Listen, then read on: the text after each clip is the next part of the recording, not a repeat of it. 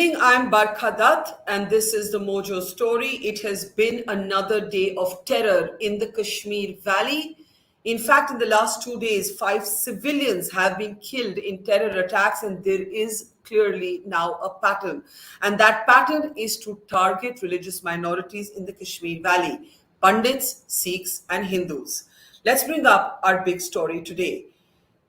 We saw Makhanlal Bindru, a popular chemist, being gunned down by terrorists. And the morning after has come today's attack, where a school principal, Supinder Kaur, and a teacher in the same school, Deepak Chand, were shot at point blank. As terrorists stormed into the school, the non-Muslims were singled out and shot. This follows the assassination of Virinder Paswan, a street vendor, a Golgappa seller from Bihar. But of course, Muhammad Shafi, who worked at a taxi stand in Bandipur, was also among those 5 who were killed. What do we make of the fact that religious minorities, non-Muslims, are clearly being singled out by terrorists in the Kashmir Valley? Is this the Afghanistan impact? Well, even as we discuss this today, the daughter of Mr. Bindru has won hearts across India with her standing up to terrorists. Before we begin the conversation today, not just a homage to all those whose lives have been lost, but an inspiration-drawing moment from the brave daughter of Mr. Bindru. Listen in. I don't have a single tear in my eyes. Why? Because he's a fighter. He'll die like a fighter. He always said, I'll die with my shoes on. But whoever is the person who shot my father dead, mister, come in front of me. You have some education. My father gave me education.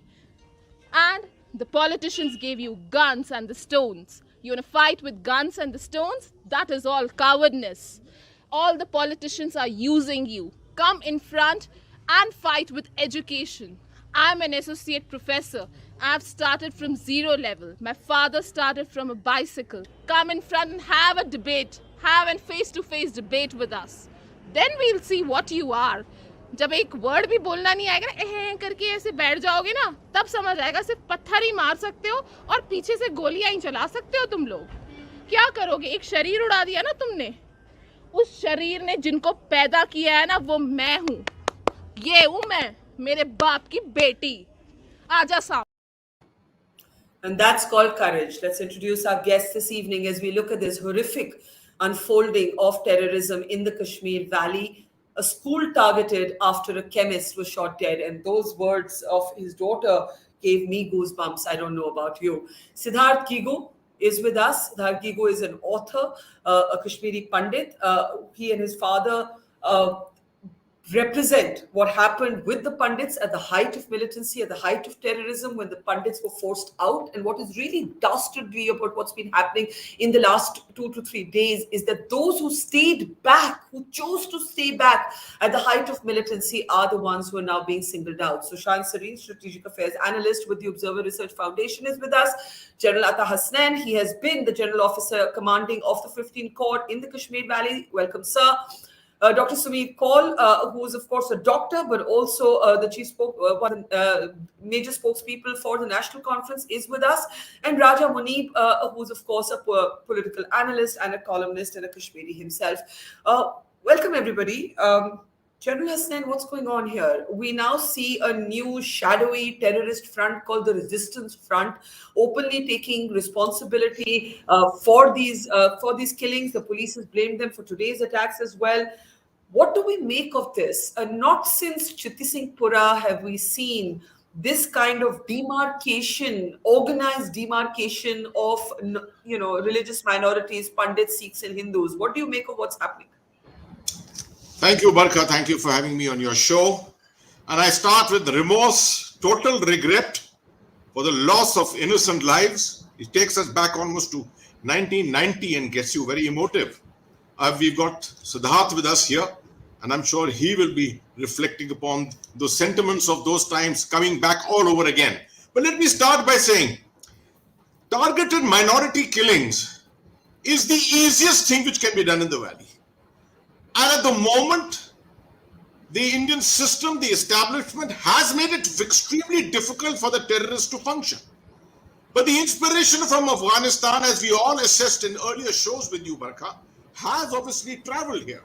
And this is a message going that if they lose the relevance of the times, perhaps lose the traction that they had of the earlier years, this movement is going to just vaporize. It has to revive.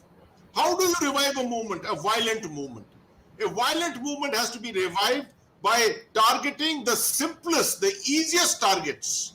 The easiest targets to my mind here are the minorities, whether the Sikhs, Kashmiri Pandits, and also to a very great extent what we saw in 2017, the targeted killings of Jammu and Kashmir police personnel on leave, the TA personnel on leave, Jackalai personnel, army personnel on leave, and such people like that. No one is going to carry out so-called Fidain attacks at this particular time on army establishments. It's just too risky. They don't have the capability to do it, and they don't want to take the risk. So they just have to go into doing a thing like this. They know it is very difficult to protect every single minority person. There are so many minority villages here. The Kashmiri Pandits don't even live in clusters. The Sikhs live in clusters, but every Sikh establishment cannot fully be protected either under the current circumstances. And that's the advantage that they have taken with the intent of sending home a message that they are still relevant here. And a revival is very much possible despite the fact that India has the upper hand at the moment. So you do see a direct link with the Taliban takeover in Afghanistan and in emboldened Pakistan, General Hasnain? Barkha, as I said, it is not as if the Taliban has given direction sitting in Kabul. It is the influence of the inspiration which has gone out from various acts which have been committed or which have been committed already in Afghanistan. And Pakistan, the core center of this entire problem, is the one which is probably looking towards sponsoring this. I'm not saying that it has necessarily sent out the messages to execute these kind of killings, but obviously some kind of an organizational, inspirational from Pakistan is obviously behind this entire act. Okay, let's now open this up. It is an extremely grim day, and General Hasnain says it takes us back to the 90s, and you are seeing those images of mourning, of grief, of devastation, of rage, of helplessness. So many emotions there. Dr. Kaul, you're a pundit. You're with the National Conference. You're a politician. We've said so much about how the abrogation of 370 would enable an environment where the Pandits could come back to their homeland. No Pandit is going to go home after what's happened today. Dr. Kaul, you're on mute. Yeah, go ahead. At the very outset, can you hear me now? Yes. At the very outset, ladies and gentlemen, one would have to be inhuman to not succumb to emotion when you see unarmed people, whichever religion they may be from, being killed mercilessly, their bloodshed in the streets and the homes of Kashmir. No matter what the reason, nothing can justify it. It's really a feeling of helplessness that even with who we are, we have just words of prayer or words of helplessness and words praying for strength to the families. Now, I have a bit of a problem. That being said, let me move a bit to objectivity. I have a bit of problem with where you say that you can modify the topic of today's discussion to saying that in this chapter of the terrorism book in Kashmir, the latest chapter, it is targeted to the non-Muslims. I'll agree with that. But if I were to quote you some figures, in 2020, these are official figures, more than 90% of people who fell to unidentified gunmen was more than 90% Muslim. And in the 32 people who have been killed so far in such attacks, I have to tell you that, which includes the two unfortunate teachers who fell to their, unjustified deaths today, the number is 24 Muslims. So I would feel that at this point, I would tread with a bit of caution completely against the Muslims. Now, No, I, I was I, not trying. One minute. I need to respond to this. I'm not trying to say to pit the Hindus, the Sikhs, and the Pandits against the Kashmiri Muslim residents, the people of the valley. But I think we would be absolutely sort of naive and stupid even if we did not see that the old game of the terrorists has been to drive a wedge between the Muslims and the non-Muslims, and for us to point that out does not pit person against person, sir. That is what the terrorists want to do. not accusing you of such an act. I'm just saying that I would tread with a caution here till this story unfolds further. That yes, today's chapter is against non-Muslims, but if you see the National Conference, my party that I belong to, has lost more than 3,000 of its political workers, and predominantly, outrightly predominantly Muslim origin, who fell to the bullets in this whole thing. And I can tell you, then there were political activists. There were people who fought the DDC elections. There were police officers who came from the Muslim thing. Now, in this latest tirade, it is tactical. And I feel that this latest thing may be directed with this purpose to throw a scare into the Kashmiri Pandit community or the minorities here. I agree with you. But like General Hasnain just said, very respectfully, sir, yes, it is back to the 90s. It is Yeah. certainly back to the gory 90s, because you heard of such things in the 90s. And what has changed? And I think we need to ask ourselves, all of us, now what has changed in ever since that we have reverted back? What are the reasons that this could have happened? That is what we should be debating about. What could be the reasons for Okay. this Okay, situation being reverted back to the 90s? Okay, hold on. That's you've had your say. Let me take what you've said to Sushant, Siddhartha, and Raja. Sushant, General Hasnain sees this through the prism of Afghanistan and Pakistan. Dr. Kaul, though he didn't say it in so many words, I think would take his party's position on what's happened after the special status of Kashmir was revoked. For me, of course, I'm talking about this chapter. Every chapter is different. I'm talking about this week. I'm talking about the here and now. I'm talking about the last 3 days. And in the last 3 days, there does seem to be a very, very clear pattern that is emerging. Sushant. So, Barkha, I think let's not jump the gun. Number one, for anybody who says that, or in a manner of speaking, equates it to the post 370 situation, were these things not happening while 370 was there? Were target killings not taking place then? And can somebody give me a guarantee that if supposing 370 had not been scrapped, these kind of things would not happen in Kashmir?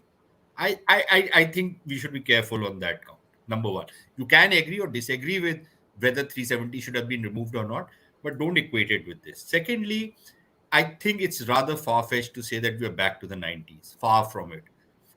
Look, in the 90s, you've had certain incidents like this over the last so many years.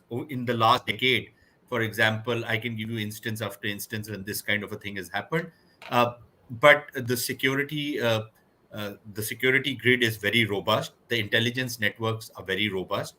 Yes, these are random killings. Yes, these are things which happen. And yes, we are fortunate that it's not our families of our friends and families which are suffering this or who have suffered these kind of casualties.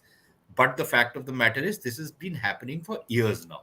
Now, just because this has happened over the last couple of days in rapid succession, I don't think we should say that we are going back to the 1990s. It's a vastly different situation. We were completely unprepared in the 90s. We are not now. And when it has happened in the past, you had instances of police officers and soldiers returning home being killed in these kind of target killings. You've had the police finally dig out who the people were and eliminate them. So I would hold my horses right now on Can that I can I particular can, thing. can I go push you back? Okay, maybe back to the 90s is a lazy media trope, and we should be cautious before using it. But look at the last 2 days, right? Today, we're talking about a school. All I kept thinking today was, thank God for COVID. Thank God that the children weren't at school. Thank God that there weren't little children in the school to witness their principal and their teacher being shot. Sushant? No, so look, I'm not denying that this is a barbaric killing. I'm not denying that anybody who kills a school teacher or anybody who kills anybody else, that is can be justified in any which way. Certainly not. But what I'm saying is that look, this kind of a thing is happening. Uh, I don't know how much it has. I would agree with General Hasnain that there's probably no direct connection with what is happening in Afghanistan, but certainly there's a degree of inspiration. But let us also not forget the fact that most of these killings which are happening, these are very low level, soft targets which are being picked. Uh, and frankly speaking, many of these guys who are carrying out these killings, I don't think they'll have a very long shelf life. Now, the question, however, is that these kind of killings do instill a lot of fear and terror in the minds of people because on the face of it, these are random killings.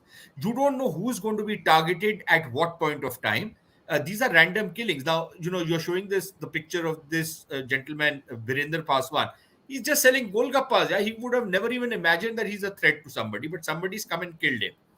I Yeah. think what is happening is, so one, it is going to instill a lot of fear and terror, and not just among the minority communities, but also among the majority community. Because Dr. Kaul is right, there are a number of people from the majority community who also been targeted. That is one part of it. The second part of it is where I will look at this particular tactic which is being adopted is that because the minorities are being targeted in the way they are, I wonder if this has something to do with the canard which has spread that these new domicile rules are going to change the demographic pattern of Kashmir, which is utter and complete rubbish, right? Anybody who has read those domicile rules will tell you it is utter and complete rubbish. And in fact, if you actually wanted to change the demography of Kashmir, you should not have had those domicile rules. But that propaganda has gone on. Politicians have done it. All kinds of people have done it.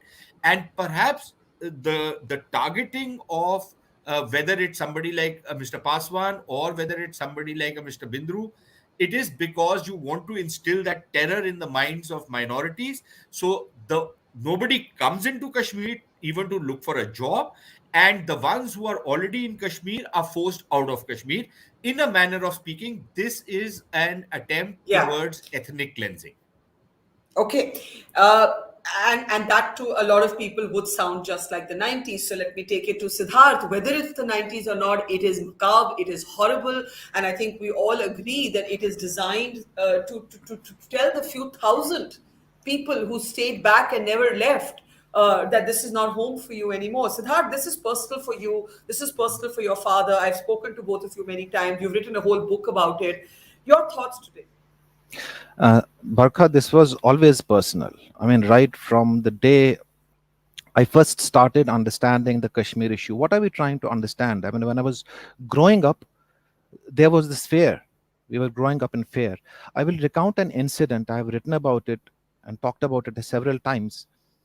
In 1989, while returning home from school, I studied in National School, Karanagar. I was 14 years old, and I would stop by this hardware shop in Safagadal. Safagadal is the same place wherein the killing took place today. And so this hardware shop belonged to a gentleman. His son was my dad's student. He was a couple of years older than me, and he would refer to me as his younger brother.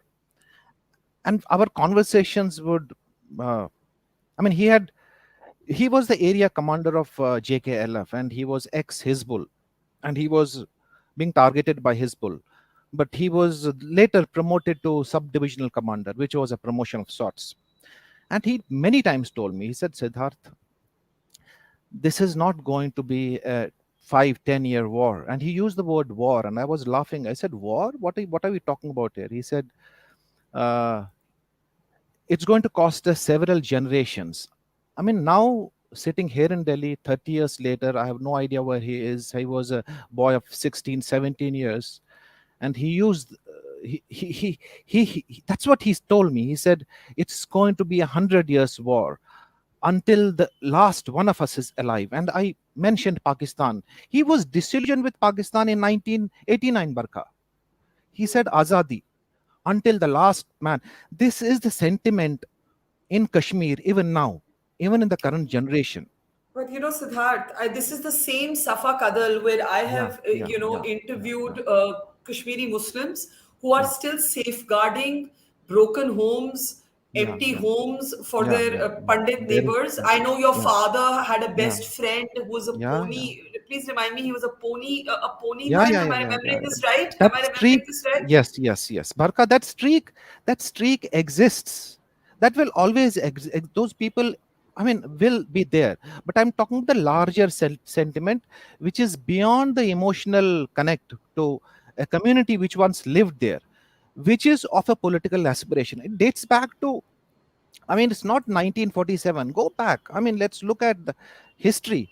Uh, so another thing I want to say, Barkha, is sitting here in Delhi, I feel scared for the first time in 30 years because we were hoping against hope and we saw some semblance of normalcy last maybe a year and a half. And a lot of Kashmiri Pandits, especially after the wave, the corona wave, going there, praying even in September, Anant Chaturdashi Day. My sister and her brother and my sister and brother-in-law, they went for a few days. She sends video dispatches. They went to ashrams, Ganesh Chaturthi, Ganpatiyar temple, and took photographs against that signboard, which is that I love Srinagar. So we, I mean, we, some of us are still living in fool's paradise. I mean, we thought that. So I asked my sister, how is it? Beautiful. The downtown is floundering as always, but there is this eerie calm and eerie Yeah. silence. There is this foreboding that something, because that eerie calm has never, it was there in the 1989, it has always been there. After 5 days of peace, there is something. Yeah. So but another thing is that very question of what happens now to the 4,000 young Kashmiri Pandits who are employed under the PM's package, and they're called package employees. Can you imagine the term being used for them? Package employees. Yes, sub package. So they're all young Yeah. people. They are in ghettos there, no security. Imagine the mortal dread they have, because I have Yeah. friends, young friends who are there right now. And should they flee once again? Because what is their home? Their parents are in camps in Jammu, no, Jammu, Bhutanagar, and so home is there. Is that home, And or is home? Yeah, I mean, look at that complexity of the situation. no, I If totally. I yeah, wanted to ask you. So, do you feel personally scared today, even though you're far away from the valley? yeah, I do. There is a reason. My dad lost his uncle recently in Srinagar. They lived in Shivpora, and because of COVID, and his uncle and my dad and mom, they thought, should we go? I said, no, don't go at the moment. Let's wait for a few months, maybe after the wave. Now, I mean, Mhm. July was bad, and so was August, September. We started seeing things. I mean, flights taking off. So we were having these conversations on a daily basis. So चलें क्या श्रीनगर 2-3 दिन के लिए? But Yeah. now it is out of the question. It is out Yeah. of the question. And, Anything can happen. and maybe that's the whole aim, right? I think Absolutely, that that's the is the whole point. game. Now, as we hear Siddharth and we hear his fear, I think what's happening in homes across the valley is that kind of fear that Sushant and everybody has referenced. But there's also that raw grief that anyone who chronicles Kashmir just can and lives Kashmir cannot escape. My colleague Zafar Iqbal was today at the school principal's home, bringing us these terrible moments of despair and loss. Just a small glimpse of what families are going through in Srinagar today. कभी इसको मार दिया कभी उसको मार दिया जो मार दिया उसने क्या पकड़ा था बेचारी तो अभी ये तो पहले स्कूल में गए थे अपना काम कर रहे थे अपनी ड्यूटी मैंने अपनी ड्यूटी दे दी थी बेचारी गई थी थाने वाले मार दिया था क्या बिगाड़ था बिल्कुल सिख कम्युनिटी का पूरा हम लोगों ने जो बारह कहता जब क्या क्या किया मदद किया क्या करते थे इनके लिए क्या किया ये हमको ही मारते ही थे पंजाब में क्या क्या किया एक तो ऑटो को देखा क्या कही जाती हमने इन लोगों को So I think the question that everyone has is हमने क्या किया that you're targeting us, and it's really, really disturbing to hear. General Hasnain, let's bring this back to you. I think Sushant referred to the propaganda around the domicile laws. What is this resistance front? Have you paid any attention to it? You know, every 10 years, you have a new terror body emerge with a new name. It's this kind of hydra-headed monster. I remember in the early 2000s, there used to be a Lashkar-e-Jabbar that came and went, and no one ever knows what it was. So now we have the resistance front. What do we know about this? See, Barkha, in terrorism, one of the things which is always there is an attempt by terrorists, by the ideologues, to cause a tremendous amount of confusion. Do not allow clear, neat lines to emerge anywhere, so that your adversaries are always kept guessing, what is your ideology? What is your aim? Who are the people involved? What are the demographics of the people who are involved? And one day you have Shias, one day you have Sunnis. You see, all this is designed primarily to create this. The resistance front came up sometime after 5th of August, the killings of 5th of August decisions in 2019. If you remember, Pakistan was under tremendous pressure of the FATF at that time. They didn't want probably the Lashkar-e-Toiba, the Hizbul Mujahideen, and the very well-known names to emerge and to be seen to be doing activities in Kashmir. So then this came out with this awkward-looking name, the TRF, the Resistance Front, to which no one could actually put a finger. It has got Lashkar-e-Toiba elements who are essentially Pakistani-based. It's got Hizbul Mujahideen elements. It's got Jaish elements. So, all this, when it's put together, it creates a package of utter confusion, which is not easy for security forces. It's not easy for the establishment, the security establishment, the intelligence people to actually start homing on to ideologues, homing on to terrorist leaders and things like that. These are the aims which happen. Now, in this particular case, the resistance front is projecting this so that the connect with Pakistan doesn't seem so evident. And that's been one of the major aims which has been there in the last two and a half years. So that's what this new or so-called organization is all about. Okay, Dr. Kaul, let's bring you in. You said we should talk about why this is happening. Why do you think it's happening? Reasons, although Sushant here tried to label it just about post-abrogation scenario, I didn't actually mean that. What I meant was it's a host of things. Now, let me start with Pakistan and possibly the moral support that people with malicious and militant intent drew from the recent victory of the Taliban in Afghanistan, to that extent. And Pakistan's abetment was down for an intervening period, possibly because of pressure from the FATF, the Action Task Force, possibly because the importance of the home people, importance of the people of Jammu and Kashmir and their support and their viewpoint to a militant activity across the border is most vital for any militant struggle. From the home ground of average people on the ground, no amount of militancy can ever survive anywhere in the world, has ever survived for such long periods, unless there is an amount of cooperation on the ground, which was down because there was financial depravity after the floods. People had no money. There was pressure on all around. Businesses didn't do well. The whole system changed. The defense took over. There was an executive governance in place in between. But if you remember, it could well have been strategy for those periods in between of political governance, when the Mufti period and the Umar Abdullah period, where there were in between periods of relative calm. And where less threats were there. And then there were spurts of activity. We always thought it was only because of us being on top militarily. We never stopped talking about it. But we've never even thought that could it be because of strategically the other side is lying low for a while, regrouping. The fact that this year you killed more militants also meant, on the other hand, that there are more local hands joining and picking up the gun. So the whole thing about militancy never actually dying and regenerating itself, provided lots of things are in the right place, is true in Kashmir itself as well. Now, that being so, Nobody seems to talk about the security scenario. Now, each time we have issues like this, for a moment, our security system goes into overdrive. But then, for God's sake, it is commonly told that there was an input about these militants who have infiltrated across for a long period, because borders can never be sealed completely, no matter how much we try about it. See, nobody can be given security all the time. It's not Right. possible. So there So, are always loopholes which so, there so, so, for so police to if you had to follow. pick up one thing that leaps out at you to explain this new spurt in terror violence, Samir, what would you say?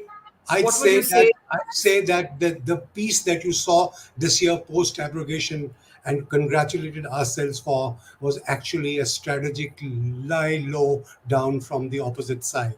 And when the home people, when the tourist season slowly started going away, and the passes are going to close soon, so you'll see a lot of golabari on the passes and on the borders, where 30 will die and 60 will sneak across to keep that activity alive. It's the same story, Barkha. We've seen it for 30 years. How wrong can we get at that? We've seen this repeated often. Okay. Now, so my vital point is, if the people on the ground are do not provide support, however small, however so in even just moral support also to these people with malicious and militant intent, believe me, that's the biggest breaker in their Well, works. I would And it's say that there important. could be no. I just before I go to Sushant, I just want to say that support can also come from fear.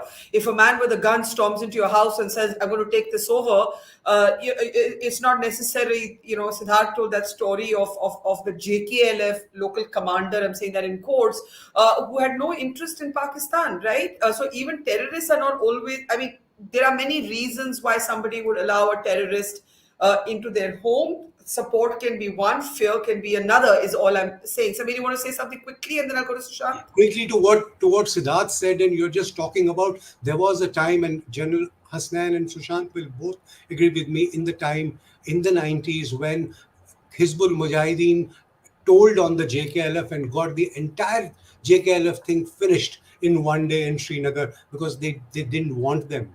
They didn't want them because it didn't suit their philosophy at all. So they tell on each other also. They try to clear their redundant agents also by telling on them. And that keeps happening regularly. Okay. Okay, Sushant. Sushant. Yeah, that's right. But that's a that's a well-known secret that it was a joint venture to wipe out the JK11. I don't think anybody should shed any tears. But a part of the problem in India is that we have bastardized the concept of secularism so much.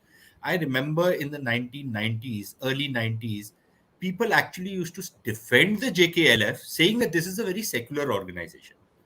These guys had carried out the worst kind of brutalities, and yet you had these so-called Delhi Lutyens intellectuals say "ये बहुत secular है." So one is that.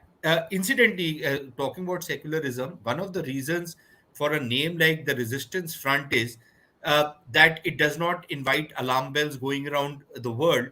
With a name like a Lashkar or a Jaish or one of those very radical Islamist sounding names. So this seems like a legitimate national liberation kind of a thing. It's an old Pakistani ploy to use these kind of things to try and disguise the actual activity of these fellows. But if you read some of the literature which comes out from the TRF, some of the pamphlets which they throw, it's very clear where they are coming from. So that secular sounding name really doesn't change anything. That's another point. The third point is that, look, Dr. Kaul is right that a lot of what we are seeing today is not something new. We've seen this in the past. Okay. But I would still say that to imagine that the security situation is now back to those bad old days, I think that's an over exaggeration.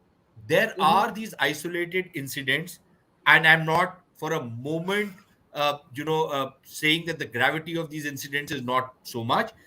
Yes, these are very, very grave incidents, and we need to quell them. We need to crush the guys who are doing it. But let's come down to the brass tacks that these are actually these are isolated incidents. these are incidents which are taking place because there is a certain group or a certain cell which has become active. It needs to be eliminated, and it will be eliminated. I'm sure one thing you have to give to the Jammu and Kashmir police and to the security forces in the valley, that they've been really on their toes. They have a very, very robust system of getting the information, and I'm sure they'll get to the bottom of it. It might take a couple of weeks, but No, having said that, sorry, complete your point. No, complete your point. I've lost my track of thought. Okay, never mind. Sorry, I didn't mean to. I didn't mean to interrupt you. I was just going to say. I was just going to say. I agree with you that the JK police, apart from the army, the JK police is probably the hardiest police force in, I would say, the world actually. Raja Muneeb, while we still have you on the line, I know you've had a tough time connecting in. Your thoughts at this moment, and then I'll go to General Hasnain. Thank you, Barkha. I'm sorry, the connection is a bit wavered here. So, no, Raja, we can't hear you. Can you hear me now? Okay, no, it's really bad audio. So I'm going to ask you to reconnect, and I'm going to go to General Hasnain. Go ahead, sir. General Hasnain. What should be the response? What should be the response at this time? There will be a military, a security response. Is there anything else that we need to take note of? Undercurrents that we need to be paying more attention to? Samir Kaul made the point about local support. Go ahead, General Hasnain. Right. Let me take a cue from what Siddhartha said and what Dr. Kaul has also said subsequently. Siddhartha, I entirely agree with you. I entirely agree with what was told to you in 1990. This is a long war. The Americans call it a long war also. That's a different matter that they lost stamina in a matter of 20 years. But this is a long war. And there's going to be ups and downs all the time. This is, well, I don't subscribe to it being civilizational in any way. But yet, this is all about reformation and things like that, which are happening and manifesting in Jammu and Kashmir in this manner. That's number one. Number two, I don't agree with Dr. Kaul on this whole business of how, when you look at security, you don't look at statistics and things like that. I, at least for one person, do not look at it in that manner at all. The 90s was something completely different. The environment was something completely different. By 2021, especially in the last 2.5 years in particular, you have found that the situation has been completely dominated. The environment has been completely dominated. The infiltration is completely down. There is peace on the line of control at the moment, although it's a very, very tenuous peace, I agree. And hinterland operations, yes, they have been going on. You've got quoting statistics, 114 terrorists which have been killed this particular year. Now, having said all this, you cannot expect that there is going to be utter absence of violence. There will be violence. This is a evolving situation which will continue festering in this manner. I entirely agree with Sushant that it will manifest with incidents which will keep taking place in this manner. And I go back to what I said right at the beginning. The easiest targets in Kashmir are the minorities. I remind you that in the past, whenever the Lashkar-e-Toiba wanted to make a statement of intent that it had arrived in a particular place and was now with the dominant force there, it carried out a major minority killing. Can you forget Nandi Marg? Can you forget Vandhama? Can you forget Chitti Singpura? I'm reminding you all the landmarks of the past. So we can't forget these, right? So this kind of a thing will continue, probably attempting to take place. The security forces on their part have been able to neutralize this to a very great extent. And hopefully this will not happen in the future. But the Jammu and Kashmir police, although I am totally with you, Barkha, probably the finest police force in the world, I think the Jammu and Kashmir police has to now start slowly converting from a counter-terror police to more of a social police. Or at least have an element of social policing to a greater extent here. What do you mean by that? What do you mean by that? What do you mean by social police? You see, I've always been speaking about this in the past too. A police force is supposed to be there for the people, right? And it's supposed to be protecting them. Now, in this case, what has happened is because there was such a huge presence of terrorists in the valley and in Jammu and Kashmir in general, the Jammu and Kashmir police got involved with the army to a very great extent in conducting counter-terror operations. The Jammu and Kashmir, without the J&K police, the army could not have achieved major successes. We all know that. Where does the intelligence come from? Where does the lead come from? And where does the guidance come from? It all comes from there. This has somehow led to a situation where the smaller aspects of protection of elements here and there in the rural areas in particular and things like that. These have, unfortunately, and they are not to blame, the J&K police is not to blame, it's happened because of the environment, the situation. A conscious effort will probably have to be taken to re-establish that touch with the environment. Remember, ultimately, it is the beat policeman. It is the beat policeman who infuses confidence in the population. Today, you don't have the concept of a beat policeman. I agree with you, but it would suggest that we are out of the CI ops phase in the Kashmir Valley, and some would argue that that's clearly not the case. You're saying I don't agree with that. You're saying I don't agree with that. We are in a transitional phase at the moment. Okay, Siddharth, you spoke very movingly about the fear, and what might you think will happen to the few thousand sort of pundits who never left? Barkha, we are at the receiving end, and at the moment, I think most of us, even those who are not living there, are extremely worried. One is the question of security. I mean, anything could happen. I mean, yesterday, today, I mean, we had one police constable, Mr. Sharma, being killed a few weeks ago, right? I mean, and there was Ajay Bharti, he was a BJP councillor, and these two people today from the minority educationists. I think, and Mr. Bindru, somebody who has served Kashmir for the last 30 years, I mean, more than that. And imagine the tragic comic situation that within hours of Mr. Bindru's tragic killing, the mayor of Kashmir proposed to name a portion of the road after, I mean, within hours. And then we have, I think, a few weeks ago, is this new fad which the government has acquired to name roads and institutions after Kashmiri Pandit migrants, martyrs, poets, I think. So imagine, Barkha, all we will have is roads and bridges and parks and maybe museums named after us. I mean, this is modern India, for God's sake. This is not some tragic comic play, a farcical melodrama. Then there'll be people who will be asking, maybe a generation of Kashmiri Muslims, they'll be saying, who are these people? Why is this Shaheed so-and-so, Shaheed Kaul, Shaheed Dhar? There are Dhars and Ranas and Kauls. So this is the government's response to name. I mean, that's so sad. I'm listening to you. I'm saying it's such a sad. It's so utterly sad. It is farcical. I was like yesterday rubbing my eyes and really say that. And where people they were welcoming that move within hours, for God's sake, within hours. Is that what the government is trying to do? I mean, right now, the fate of those 4,000 youngsters, I mean, many of them are recently married, Barkha. They've taken their spouses there, and they are in a ghetto, and anything can happen. I mean, their parents are there in Jammu, many of them in Jagti. Most of these are from Jammu, Jagti and Bhutanagar camps. They're not from Delhi, and they're people who are from the agricultural background. They have nothing except these salaries, and they are at threat. So what should the government do? That's my question to the government. I think security has to be provided. I think that's the bare minimum. This government especially. I mean, they put us on the manifesto in 2014. Kashmiri Pandit and so-called Kashmiri.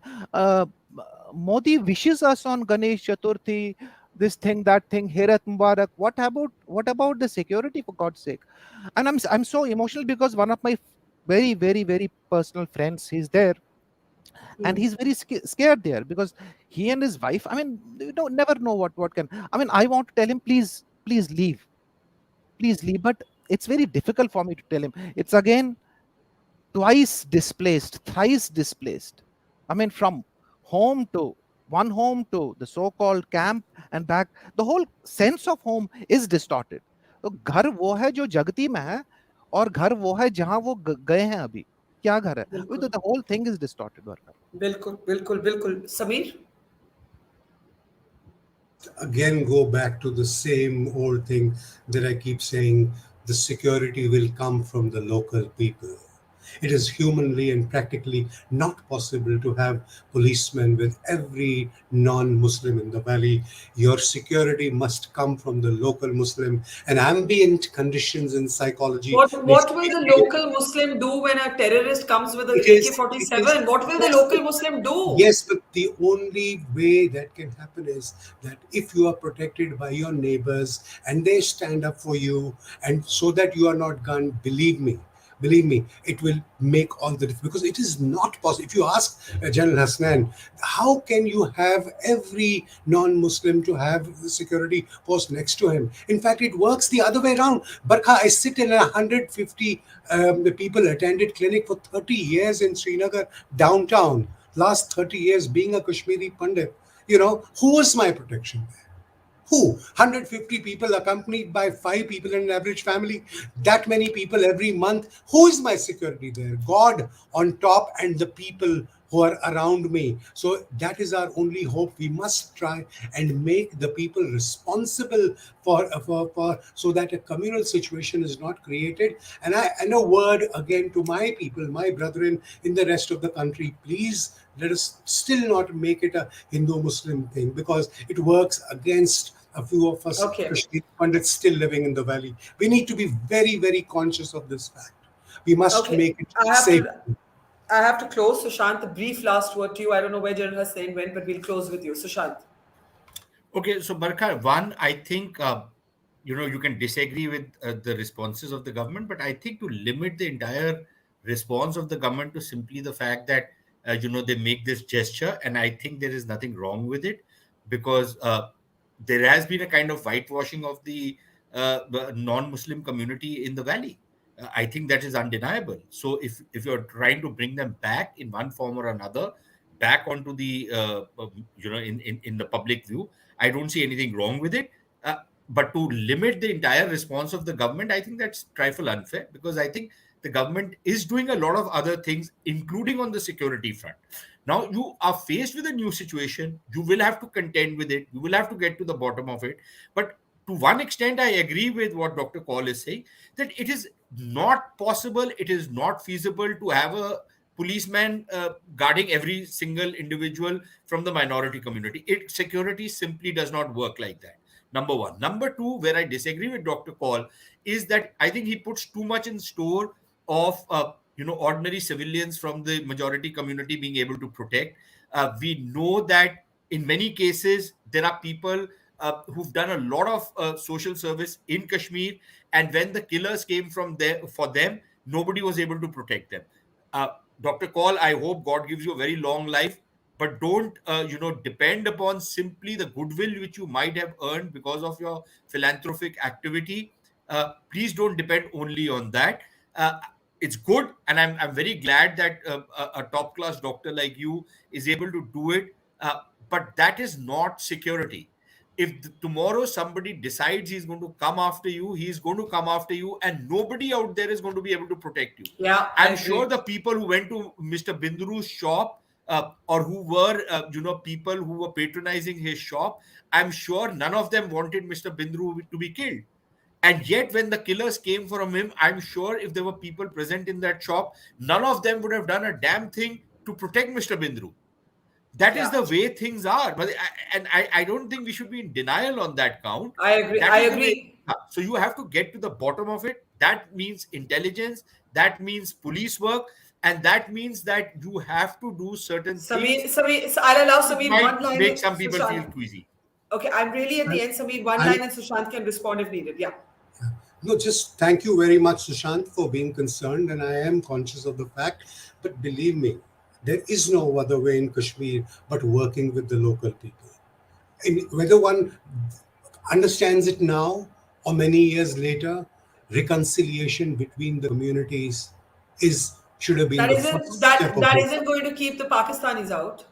Yes, Samir. but they've always been interfering. But if your people, a majority is with you, you know what? Why that letter of TRF came out yesterday and alleging that Mr. Bindru was an RSS? Because when they saw outpouring of grief from so much of the majority community there, they wanted to set their record right. It was a lame attempt. They didn't succeed because everybody knew that Mr. Bindru was a completely neutral, harmless helpful man to everybody. But the reason they did it, and I'm telling you, your best bet is the people. So you've got to make sure there is no suppressed anger inside the people. They should dissent. Okay. Of I'm not dissent sure. needs to be allowed. I think, Sameer, I mean, with respect, I'm not a Kashmiri, but I've spent years there. I don't know that this is that simple. I have heard of many best friends, Muslims and Hindus. Siddhartha's own father has a story like that. I'm not sure that when the terrorist comes with the gun, it works at all. Sushant, I really have to end 10 seconds to you. Closing comment. Yeah. Barkha, just one thing. The term silent majority is very often used to justify many things.